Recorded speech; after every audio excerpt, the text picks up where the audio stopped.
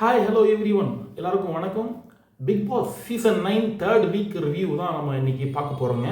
BP juice factory தான் இந்த 3வது வாரத்தில் முக்கியமான ஒரு டாஸ்க். இந்த டாஸ்கில் விளையாடினவங்க எல்லாருமே அந்த வாரத்தை ரொம்பவும் பரபரப்பாகவும் விறுவிறுப்பாகவும் எல்லாரும் பிக் பாஸை நோக்கி வர வைக்கக்கூடிய வகையில் இருந்துச்சு.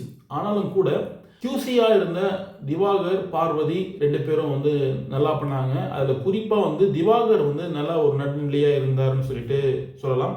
பார்வதியை பொறுத்த வரைக்கும் அவங்களுக்கு ஃபேவராக, பார்வதி தனக்கு ஃபேவராக அவங்க டிசிஷன் எடுத்தாங்க. நிறைய பேரோட ஜூஸ் அவங்க கீழே கொட்டினாங்க. இதனால் நிறைய பேருடைய எதிர்ப்பை பார்வதி சம்பாதிச்சிட்டாங்க.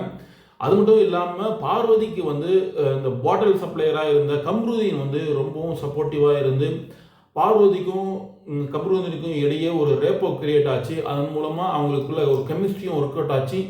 அது அவங்க 2 பேருக்குள்ள ஒரு கெமிஸ்ட்ரி ஒர்க் அவுட் ஆனாலும் கூட பிக் பாஸ் ரியாலிட்டி ஷோக்கு 2 பேருடைய இந்த ஒற்றுமை ரொம்பவும் ஒரு சீர்குலைவு தான் இருந்துச்சுன்னு சொல்லணும்.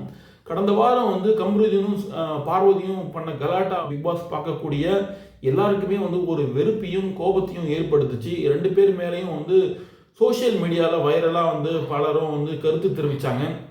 கம்ருதீனை ரெட் கார்டு கொடுத்து வெளியேற்றணுன்ற வரைக்கும் பேச ஆரம்பிச்சிட்டாங்க. இதை சனிக்கிழமை ஞாயிற்றுக்கிழமை நடந்த நிகழ்ச்சியில் விஜய் சேதுபதியே கம்ருதீனுக்கு ரெட் கார்டு கொடுக்கறது கூட நிலைமை ஏற்படும், மக்கள் ஓட்டு போடாமலேயே கம்ருதீனை வெளியேற்றக்கூடிய ஒரு நிலைக்கு தள்ளப்படும் அப்படின்னு சொல்லிட்டு விஜய் சேதுபதி எச்சரிக்கை விடுத்தாரு.